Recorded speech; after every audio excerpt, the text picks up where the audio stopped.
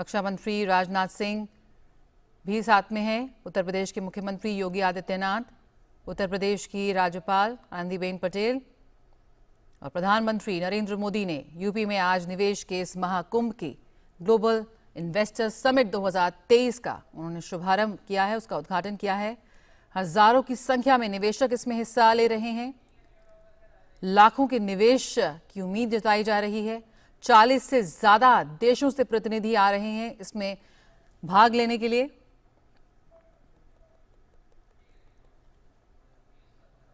किस तरह से निवेश बढ़ता है, समृद्धि लाता है, उसकी एक वानगी हमें देखने को मिलेगी। 3 दिवसीय ग्लोबल इन्वेस्टर समिट है ये। करीब 30 लाख करोड़ के निवेश प्रस्तावों पर मुहर लगने की उम्मीद है। 40 देशों के 400 से भी ज्यादा डेलीगेट्स, इन्वेस्टर्स इसमें शामिल होंगे। देश के विभिन्न राज्यों से हजारों की संख्या में छोटे बड़े उद्यमी इसमें शिरकत कर रहे हैं, एकत्रित हो रहे हैं। उत्तर प्रदेश में किस तरह से इस पूरे ग्लोबल इन्वेस्टर समिट के जरिए निवेश को बढ़ावा देने के लिए रोजगार सृजन का एक पूरा इकोसिस्टम सृजित किया जाएगा, क्रिएट किया जाएगा, उस सपने को सच होते हुए, साकार होते हुए हम सब देखेंगे। तो ग्लोबल इन्वेस्टर समिट 2023 का शुभारंभ हो गया है। बड़े पैमाने पर किस तरह से आर्थिक विकास दर को आगे बढ़ाते हुए उसको नजर आएंगे इस ग्लोबल इन्वेस्टर समिट में। और दुनिया भर से डेलीगेट्स, इन्वेस्टर्स वो भी अपनी उपस्थिति दर्ज करा रहे हैं इसमें। किस तरह से तमाम पॉलिसीज गढ़ी गई, ईज टू डू बिजनेस,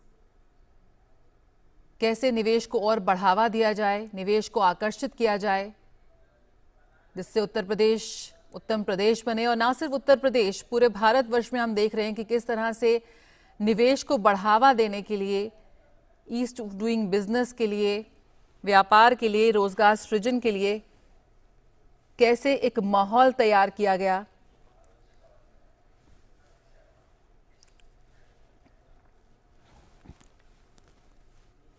और हमारे साथ इस वक्त हमारे संवाददाता अरुण शर्मा जुड़ गए हैं। अरुण, बिल्कुल कह सकते हैं कि ये निवेशकों का एक महाकुंभ है जिसकी शुरुआत हुई है।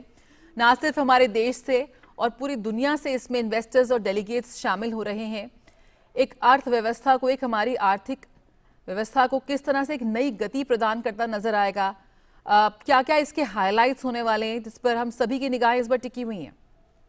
देखिए, investor summit over the period of time काफी ज्यादा अपग्रेड हुआ है।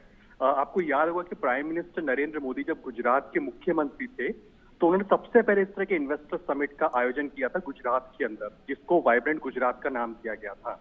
वो इतना सक्सेसफुल मॉडल हुआ था कि पहली बार जब उन्होंने इसका आयोजन किया था तो जापान जैसी कंट्री पार्टनर कंट्री बनती दिखाई दी थी और अन्य इंटरनेशनल आप कह सकते हैं कि बहुत सपोर्ट आया था इस तरह के इन्वेस्टर समिट को और काफी मैसिव इन्वेस्टमेंट कमिटमेंट्स उस समय पर मिले थे। ये उस समय की बात है कि जब गुजरात में भूकंप जैसी त्रासदी झेली थी तो उसके बाद में एक बहुत मैसिव इन्वेस्टमेंट आया था। उसके बाद आप आज देखिए कि हर स्टेट लगभग उसी रोल मॉडल के आधार पर आगे चल रहा है। मध्य प्रदेश हो, उत्तराखंड हो, हाल ही में आप कर्नाटका की बात कर लीजिए, तेलंगाना की बात कर लीजिए, महाराष्ट्र की फॉर दैट मैटर बात कर लीजिए। हर स्टेट एक तरह से इन्वेस्टर समिट का आयोजन कर रहा है। इस इन्वेस्टर समिट के आयोजन के पीछे खास मकसद इस बात पर है कि वो अपने स्टेट की स्ट्रेंथ को, जो बिजनेस की स्ट्रेंथ है, उस दिशा के अंदर कैसे इन्वेस्टमेंट को आकर्षित कर सके। आज जब उत्तर प्रदेश इन्वेस्टर समिट का आयोजन करने जा रहा है तो एक तरह से जो उनके आंकड़े बता रहे हैं वो कह रहे हैं कि 22 लाख करोड़ के आसपास या उससे ज्यादा के जो इन्वेस्टमेंट प्रपोजल्स हैं, जो इन्वेस्टमेंट कमिटमेंट्स हैं, वो उसको एक्सपेक्ट कर रहे हैं। ये इन्वेस्टमेंट जो कमिटमेंट्स आते हैं मोस्टली ट्रांसलेट होते हैं इनटू इन्वेस्टमेंट्स के अंदर at the end of the day.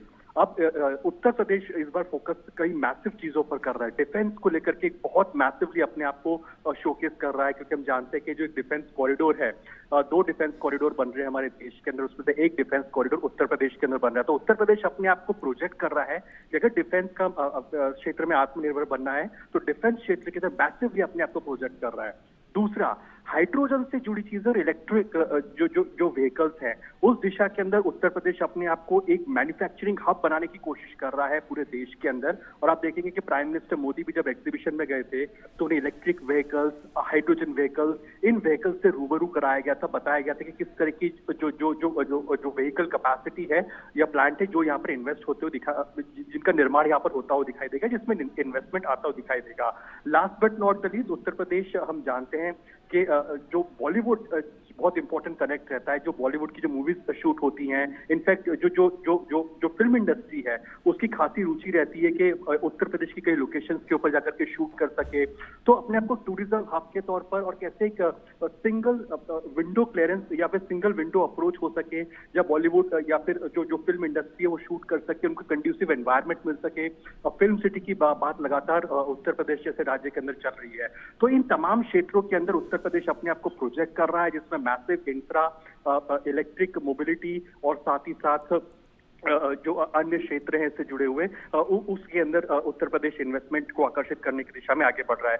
आज आपको बता रहे हैं कि जब प्रधानमंत्री नरेंद्र मोदी का संबोधन होगा इस इन्वेस्टर समिट के अंदर, इस ग्राउंड ब्रेकिंग सेरेमनी के अंदर, तो उससे पहले पहले कई जो देश के टॉप कॉर्पोरेट दिग्गज हैं उनका भी संबोधन रहेगा। तो जाहिर सी बात है, देखना ये होगा कि किस तरह के इन्वेस्टमेंट कमिटमेंट उत्तर प्रदेश की में निकल करके आते हैं इन कॉर्पोरेट घरानों से। लेकिन एक बात तय है कि इस समय में जब दुनिया भर में अनिश्चितता के बादल हैं, अनसर्टेनिटी है, की बात चल रही है, ले ऑफ्स की बात चल रही है, ऐसे में भारत के अंदर इन्वेस्टमेंट आ रहा है और एक तरह से हर स्टेट कंपीट कर रहा है हर एक दूसरे स्टेट के साथ में कि कैसे वो एक बेटर इन्वेस्टमेंट लेकर के आ सके अपने स्टेट के अंदर। तो ये पूरे एक कोऑपरेटिव फेडरलिज्म के लिहाज से एक बहुत अच्छी बात कही जा सकती है, जहां पर एक बेहतर इन्वेस्टमेंट के लिहाज से देश आगे बढ़ रहा है। उत्तर प्रदेश एक बहुत ही प्रोमिनेंट रोल प्ले कर रहा है। अगर भारत को 7-7.5% की विकास दर से ग्रो करना है तो उत्तर प्रदेश जैसा राज्य बहुत इंपॉर्टेंट रोल प्ले करता है इस इन्वेस्टमेंट स्ट्रैटेजी के लिहाज से।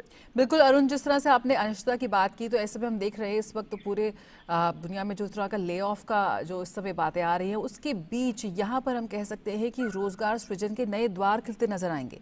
अगर मौजूदा निवेश, तमाम निवेश की अगर हम बात करें, इन तमाम प्रस्तावों की बात करें, अगर वो धरातल पर उतरते हैं तो ऐसे में करोड़ों की संख्या में यहाँ पर रोजगार सृजन होगा, जो सीधे सीधे तौर पर हमारी युवा शक्ति को ध्यान में रखता है, उनको केंद्रित करता है सीधा। बिल्कुल, प्राइम मिनिस्टर नरेंद्र मोदी, अगर आपको याद हो तो उनका अप्रोच बड़ा इंक्लूसिव इन नेचर रहता है।